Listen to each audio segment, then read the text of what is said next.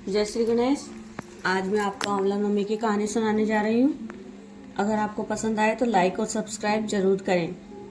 एक समय में आंवलिया नाम का एक राजा था जो रोजाना सोने के 1.25 आंवला दान करके ही खाना खाता था। एक दिन उनके बेटे बहू ने सोचा कि अगर ये इतना ही आंवला रोजाना दान करेंगे तो सारा धन खत्म हो जाएगा। बेटा पिता के पास गया और बोला कि आप ऐसे ही सारा धन लुटाते रहोगे तो एक दिन सब कुछ खत्म हो जाएगा।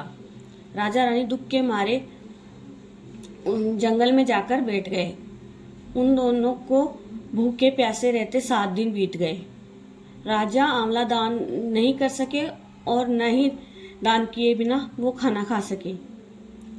जब भगवान ने देखा कि अगर मैं इनका सत नहीं रखूंगा तो अपन को दुनिया में कौन मानेगा।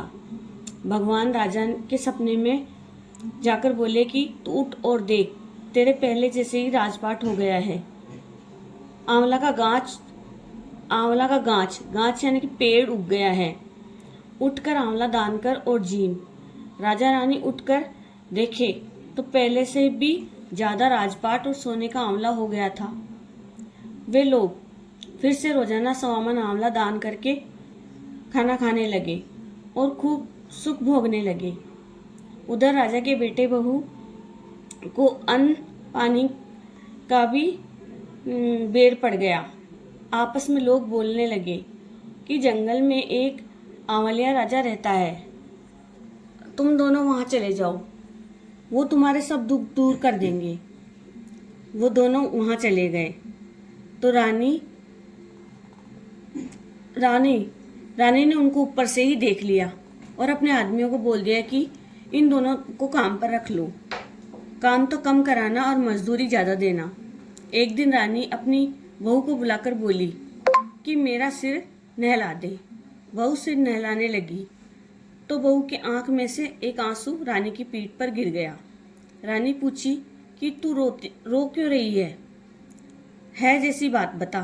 बहू बोली, मेरी सासू जी की पीठ पर भी ऐसा ही मस्सा था, वो भी 1.25 आंवला रोजाना दान करती थी।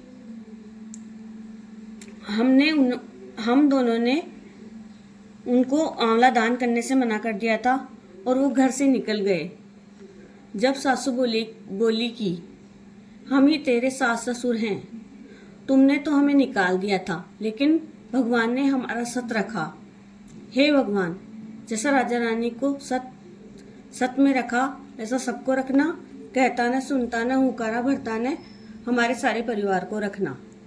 जय श्री गणेश।